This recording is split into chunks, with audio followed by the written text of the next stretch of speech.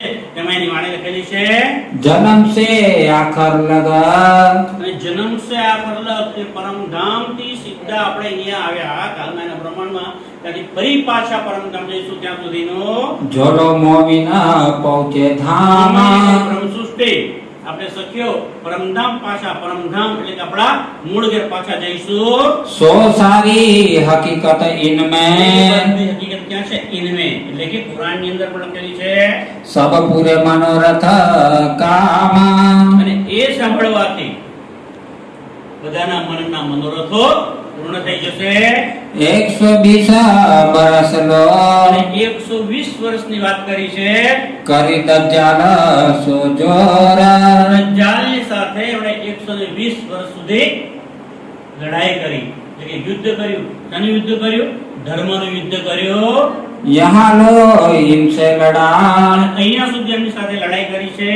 करके बड़ा शोर અને દજ્જાલ તેમની સાથે ખૂબ જ શોર બકોર કરી અને લડવા લાગેલો તો पहली लड़ाई मोहम्मद साहिब सो કઈ લડાઈ થઈ તો સૌથી પહેલા લડાઈ કોની સાથે થઈ મોહમ્મદ સાહેબ સાથે फिर उनके यार કારણ કે મોહમ્મદ સાહેબે જ્યારે કુરાન લાવ્યા અને જે વાત કરતા હતા તો એ વખતના ત્યાંના કર્મકાંડી એટલે શરીયતના ગુલામો મુસલમાનોને કોઈ પસંદ નહોતી અને એટલા માટે એમની સાથે લડાઈ થઈ એના પછી એમના યાર એમની સાથે પણ લડાઈ થઈ ता पीछे श्री देवचंद्र जी सो અને ત્યાર પછી દેવચંદ્રજી જ્યારે પરમધામની વાતો કરવા લાગે છે તો એમની સાથે પણ ઘણી જગ્યાએ બળવાઓ થાય લડાઈ પણ થઈ આગળ તમે જોઈ ગયા કે જ્યાં જામનગરની અંદર કાનજી ભટ્ટને ત્યાં કથા સાંભળતા હતા તે પેલા ત્યાંના રાધાવલીની માર્ગીઓ સાથે રોજ ખટપટતો કયા કરતી હતી એમ લડાઈઓ ચાલી करी खबर परवरदिगार પણ પરવરદિગારે એની ખબર લીધી અને એ બધા સંકોટો હતા એમાંથી પણ એમને ઉગાર્યા श्री जी साहेब जी और गिरो सो શ્રીજી સાહેબજી શ્રીજી સાહેબજી એટલે પ્રાણનાથજી અને એમની ગૃહ એટલે 12000 બ્રહ્મસૃષ્ટિ लड़ाई ना दरमियान એમની સાથે પણ દજ્જાલે તો યુદ્ધ કર્યું છે बीच बिहारी जी के बैठ के દજ્જાલ ક્યાં લેવા જવાનો સુંદર સાચી ઘરમાં જ હોય દજ્જાલ ક્યાં છે આપણી પાસે જ હોય દેવચંદ્રજી પાસે પણ દજ્જાલ હતો એમના દીકરા બિહારીની અંદર દજ્જાલ બેસી ગયો સુંદર સાહેબજી દેવચંદ્રજીના દીકરા બિહારીજી એમની અંદર પરમધામની રતનબાઈની વાસના હતી દેવચંદ્રજીના દીકરા બિહારીજી એમની અંદર પરમધામની રતનબાઈની આતમ હતી છતાં પણ એમણે વિરોધ કર્યો કેમ રાજ્યનો હુકમ હતો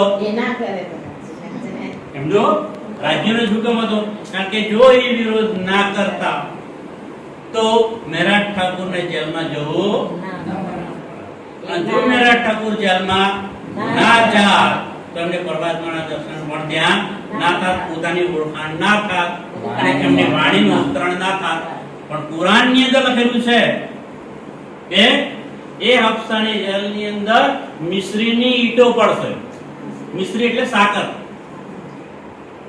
ખાંડ એની ઈંટો પડશે કુરાનમાં ચોખ્ખે ચોખ્ખું લખેલું નથી એટલે કે મિશ્રીની ઈંટો પડશે તો એ મેરાઠ ઠાકુર હફસાની જેલમાં ગયા અને ત્યાં એમના મુખેથી કિતાબનું અવતરણ થયું સૌથી પહેલા કઈ કિતાબનું અવતરણ થયું રાસ પછી પ્રકાશ અને પ્રકાશ પછી કટરુતિ અને કલશની 2 ચોપાઈનું અવતરણ ત્યાં થયું એ જે વાણી ઉતરી એ જ છે મિશ્રીની જો એમ ના થયું હોત તો રાજ્ય કારણ બનાવ્યું છે સુંદર સાહેબજી तहा किया बड़ा कुफरान દેવચંદ્રજીના દીકરા બિહારીજીના શરીરમાં અહીંયા તનમાં બેસીને પણ દજ્જાલે ઘણો બધો શોર કર્યો इन सारों की शाहिदी અને કેવી રીતે શોર કર્યો એ આગળની વિતકમાં આવશે તો આ બધાની શાહિદી એટલે સાક્ષી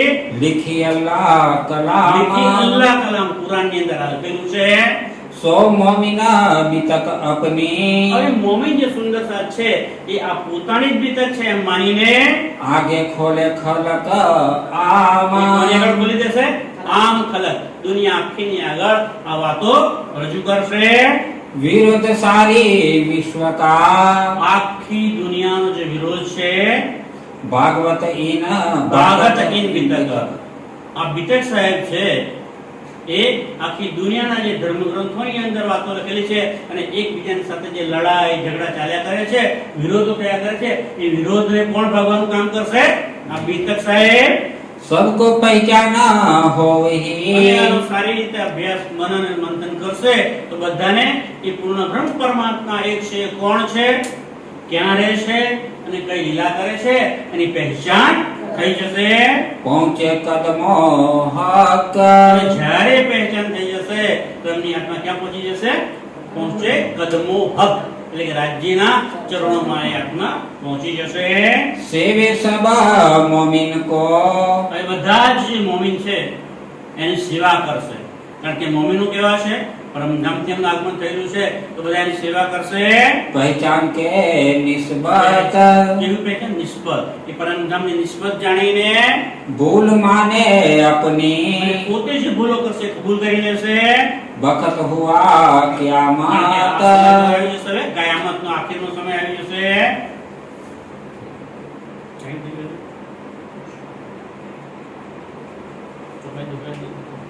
સુંદરતાજી, સમયની મર્યાદા છે અને આગળની વાત આપણે કાલે કરીશું. તો આટલે સુધી લઈએ. તમારી વાણીને વિરામ આપીએ છીએ. बोलो श्री प्राणनाथ प्यारे की जय।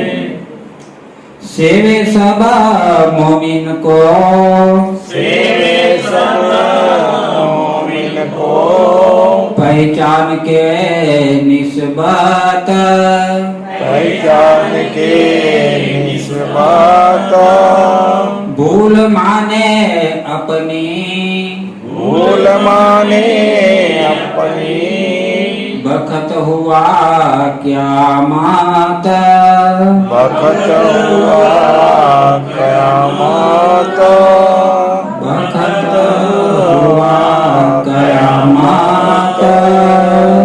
बोलो श्री प्राणनाथ प्यारे की जय। धाम के धनी की जय। सतगुरु महाराज की जय। सर्व सुंदर साथ की जय। प्रणाम जी।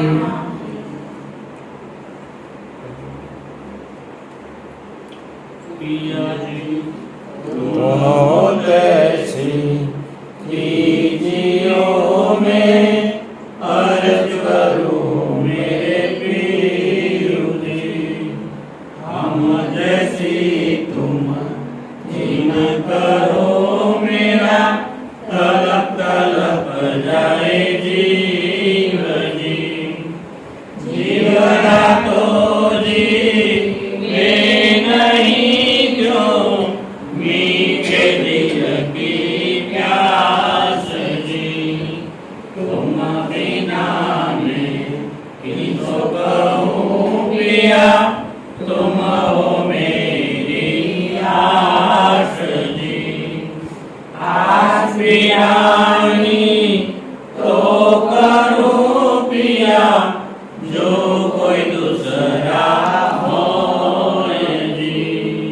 सब विध वाला जी समरथ बिना रह न जाए रोए रोए जी। जन्म रंगी जो मैं होती पिया सो क्यों देखो नीके कार जी। जब तुम आपदे खाओगे तब देखूंगी नैनन भर जी। ये पुकार प्यारी मेरी सुन के अब दिल करो तुम जीन जी। पल खबर जो लीजियो में अर्ज करूं दुल्हीन जी। ऐसी अरज में तो करूं पिया पीर पड़ी अंतराय बड़ी अंतराई टाल के तुला लिए कंठ लगाए जी। कंठ लगाए कंठ सोपिया कीजे हास विलास जी। वारणे जाए श्री इंद्रावती पिया राखो चरणों के पास जी। तुम दुल्हाने दुल्हनी पिया और न जानू बात जी। ईशकसो से वाकरू प्रिया सब अंगो साक्षात जी। सदा सुखदाता धाम धनी में बात जी। श्री मामती युगल स्वरूप परमरी अंगना बलि बलि जात जी। पिया जी तुम होते छी कीजियो में अर्ज करूं मेरे पीयू जी।